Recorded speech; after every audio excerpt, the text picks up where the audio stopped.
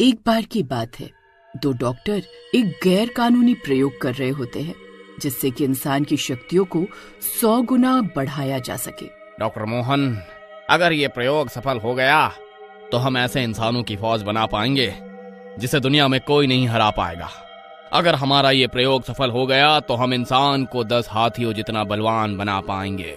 हाँ, अगर हम इस इंजेक्शन को दुश्मन देश को बेच दें तो हमें मुंह मांगी कीमत मिलेगी। फिर वो दोनों उस इंजेक्शन को एक चूहे पर लगाते हैं और देखते ही देखते वो चूहा बहुत बड़ा और शक्तिशाली बन जाता है। फिर वो चूहा इतना शक्तिशाली बन जाता है कि अपने लोहे का पिंजरा ही काटने लगता है। डॉक्टर राजेश, जल्दी से इसे मार डालो। अगर ये अपना पिंजरा तोड़कर बाहर आ गया तो हम नहीं बचेंगे। फिर डॉक्टर उस चूहे को जहर का इंजेक्शन देकर मार डालते हैं। आखिरकार हमारा प्रयोग सफल रहा। बस अब हमें इस प्रयोग को इंसानों पर करना है, लेकिन हम इंसान कहां से लाएंगे? यहाँ शहर के लोग तो बहुत चालाक है, वो ये इंजेक्शन नहीं लगवाएंगे। एक काम करते हैं, पास के गांव में चलते हैं। गांव के लोग भोले भाले होते हैं, वो हमारी बातों में आसानी से फंस जाएंगे। फिर अगले ही दिन वो पास के गांव में अपना कैंप लगा लेते हैं और 10-15 लोगों को बहला फुसलाकर टीका लगवाने के लिए राजी कर लेते हैं। अरे डॉक्टर साहब, मुझे बहुत कमजोरी महसूस होती है। इसीलिए तो सरकार ने हमें यहाँ भेजा है। ये टीका लगाते ही तुम्हारी सारी कमजोरी सही हो जाएगी। फिर वो डॉक्टर गांव के 15 लोगों को टीका लगाकर उन्हें घर भेज देते हैं। बस हमें कल सुबह तक का इंतजार करना है, फिर देखते हैं हमारा प्रयोग सफल होता है या नहीं। फिर वो सब गांव वाले अपने अपने घरों की ओर चले जाते हैं। अरे यार, जब से टीका लगवाया है दिल की धड़कन बहुत तेज हो गई है। क्या हुआ जी? अरे आज गांव में एक कैंप लगा था, वहाँ कमजोरी दूर करने का टीका लगा रहे थे सरकार की तरफ से। मुफ्त का था इसीलिए मैंने लगवा लिया। तब से बहुत घबराहट हो रही है। अजी, आपको कौन सी कुश्ती लड़ने जाना था जो शक्ति बढ़ाने का टीका लगवाए? बस फ्री की आदत पड़ गई है। जहाँ फ्री में कुछ मिल रहा होता है वहीं लाइन लगाकर खड़े हो जाते हो। लो पानी पी लो और चुपचाप सो जाओ। फिर हीरा पानी पीकर सो जाता है। फिर आधी रात होते ही उस टीके का असर होने लगता है। हीरा जोर जोर से गुर्राने लगता है। अजी क्या हुआ जी? आप ऐसी आवाजें क्यों निकाल रहे हो जी? आप ठीक तो हो ना? तभी देखते ही देखते हीरा ज़ॉम्बी में बदलने लगता है। मुझे इंसान का मांस खाना है। अजी, अजी ये आपको क्या हो गया जी? आप तो राक्षस में बदल गए। हे भगवान, ये क्या हो रहा है? फिर वो ज़ॉम्बी सुमन के पीछे भागता है। सुमन उससे बचने के लिए घर से बाहर की तरफ भागती है। अरे अरे मर गए रे! अरे कोई बचाओ बचाओ! अरे ये तो ज़ॉम्बी बन गए। फिर सुमन भागती हुई घर से बाहर निकल जाती है और घर का दरवाजा बाहर से बंद कर देती है। फिर हीरा खिड़की से सुमन को देखकर गुर्राने लगता है। अजी ये सब क्या हो गया? अब ज़ॉम्बी कैसे बन गए? अब मैं क्या करूं? कहाँ जाऊं? किससे मदद मांगू? एक काम करती हूँ, कमला भाभी के घर मदद मांगने जाती हूँ। फिर वो भागते हुए पड़ोस में रहने वाली कमला के घर जाती है और उसका दरवाजा जोर जोर से खटखटाने लगती है। कमला भाभी दरवाजा खोलो, देखो ना इन्हें क्या हो गया है। तभी कमला चिल्लाते हुए घर का दरवाजा खोलती है और बाहर की ओर भाग जाती है। अरे भागो रे! अरे सुमन, वहां से भागो नहीं तो ये तुम्हें कच्चा खा जाएंगे। फिर सुमन घर के अंदर झांक कर देखती है तो कमला का पति भी ज़ॉम्बी बना हुआ होता है और उसी की तरफ आ रहा होता है। रुक, तुझे खाकर अपनी भूख मिटाऊंगा। फिर सुमन जल्दी से दरवाजा बंद कर देती है और वहां से भाग जाती है।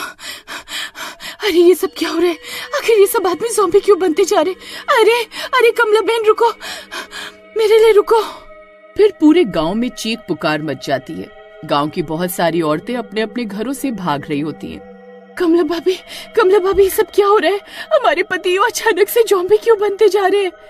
पता नहीं सुमन बहन, ये सुबह किसी डॉक्टर के कैंप से कोई टीका लगवा कर आए थे, फिर शाम से शिकायत कर रहे थे कि बहुत घबराहट हो रही है, फिर रात को अचानक से ज़ॉम्बी बन गए। ये उस टीके की वजह से ही हो रहा है। तभी बहुत सारी औरतें वहां इकट्ठा हो जाती हैं। दीदी देखो नहीं क्या हो गया, ये मेरी जान के दुश्मन बन गए, ज़ॉम्बी जैसे बर्ताव कर रहे हैं। डरो नहीं बहन, तुम अकेली नहीं हो, हमारे पति भी ज़ॉम्बी बन गए हैं। फिर वो सब ज़ॉम्बी अपने अपने घरों का दरवाजा तोड़कर गांव की सड़कों पर आ जाते हैं। अरे भागो रे, ये सब नास मिटे ज़ॉम्बी की तरह ही सो रहे। ये कमबख्त तो हाथ धोकर पीछे पड़ गए। हमें उस डॉक्टर के कैंप को ढूंढना होगा, ये उसी की वजह से हो रहा है, चलो मेरे साथ। फिर वो सब औरतें उस कैंप को ढूंढने में लग जाती हैं और बहुत देर ढूंढने के बाद कमला को दूर वो कैंप दिखाई देता है। अरे बहनों वो देखो, वो रहा वो कैंप, चलो। फिर सब औरतें उस कैंप की ओर दौड़ने लगती हैं। वो सारे ज़ॉम्बी भी उनका पीछा करने लगते हैं।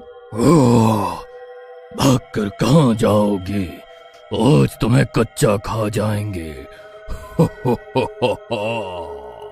फिर सब औरतें उस कैंप में पहुंच जाती हैं। वहाँ वो दोनों डॉक्टर सो रहे होते हैं। अरे नास मिटो, यहाँ घोड़े बेचकर सो रहे हो, वहाँ हमारे पति ज़ॉम्बी बने हुए, उठो जल्दी। ज़ॉम्बी? अरे हमने कुछ नहीं किया, हम इस बारे में कुछ नहीं जानते। अच्छा तुमने कुछ नहीं किया, ये सब प्रयोग किस चीज का कर रहे हो? हाँ, ये सब टीके किस चीज के पड़े हुए? हाँ भाई, ये टीके तो बस शक्ति बढ़ाने के लिए है और कुछ नहीं।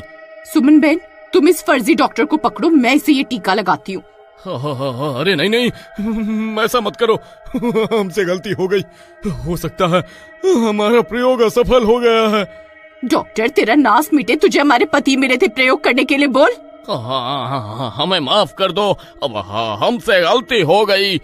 जल्दी से हमारे पतियों को ठीक करो। अब हमारे पास उन्हें ठीक करने का कोई टीका नहीं है, हम उन्हें ठीक नहीं कर सकते। अरे कमबख्त डॉक्टर, ये क्या बोल रहा है? सुमन भाभी अब क्या होगा? तभी वो सारे ज़ॉम्बी उस कैंप के बाहर पहुंच जाते हैं और अंदर आने की कोशिश करने लगते हैं। अरे मर गए रे, अरे भागो रे भागो, अपनी जान बचाकर भागो। अरे मोहन भाई मेरे लिए रुको। हाँ हाँ हाँ हाँ हाँ हाँ हाँ। अब क्या करे भाभी, ये दोनों डॉक्टर तो भाग गए। करना क्या है कमला भाभी, जितनी जोर से भाग सकती हो भागो यहाँ से। अरे भागो रे भागो।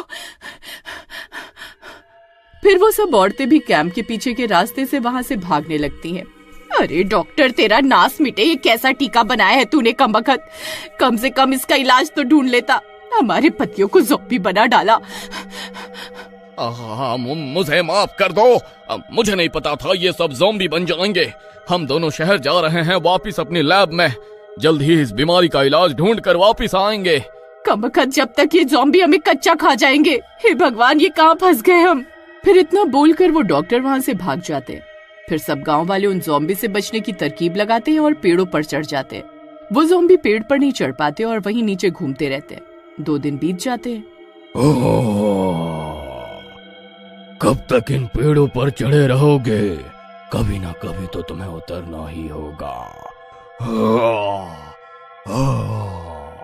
सुमन भाभी, अगर वो डॉक्टर जल्दी इस बीमारी का इलाज ढूंढ कर नहीं आए तो हम लोग यहाँ भूख प्यास से तड़प तड़प कर मर जाएंगे। तभी उन्हें अपनी ओर एक जिप्सी आती हुई दिखाई देती है। उसमें वो दोनों डॉक्टर खड़े होते हैं, उनके हाथों में स्मोक गन होती है। फिर जैसे ही उनकी जिप्सी वहां रुकती है, वो सारे ज़ॉम्बी वहां इकट्ठा हो जाते हैं। तभी डॉक्टर स्मोक गन चला देते हैं और हर जगह धुआं ही धुआं हो जाता है।